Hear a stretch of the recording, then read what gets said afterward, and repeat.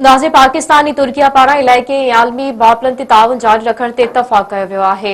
वज़ीर आज़म शहबाज शरीफ़ ऐं तुर्क सदर तैयब एर्दोगान विच में बाकू में मुलाक़ात थी। उन मौक़े ते फील्ड मार्शल सैयद आसिम मुनीर ऐं आज़रबाईजान जो सदर बि मौजूद हुआ।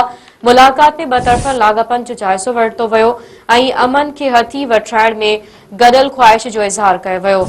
वज़ीर आज़म शहबाज शरीफ़ चयो आहे त पाक तुर्क दोस्ती पायदार लाॻापनि जी अकास आहे। एक बार ॿीहर अवां खे अहम ख़बर ॾियूं पिया। पाकिस्तान ऐं तुर्किया पारां इलाइक़ाई ऐं आलमी मापनि ते ताउन जारी रखण ते इतफ़ाक़ कयो वियो आहे। वज़ीर आज़म शहबाज शरीफ़ ऐं तुर्क सदर तैयब एर्दोगान विच में बाकू में मुलाक़ात थी। उन मौक़े ते फील्ड मार्शल सैयद आसिम मुनीर ऐं आज़रबाईजान जो सदर बि मौजूद हुआ। मुलाक़ात में ॿ लाॻापनि जो जाइज़ो वरितो वियो ऐं अमन खे हथी वठाइण में गॾियल ख़्वाहिश जो इज़हार कयो वियो।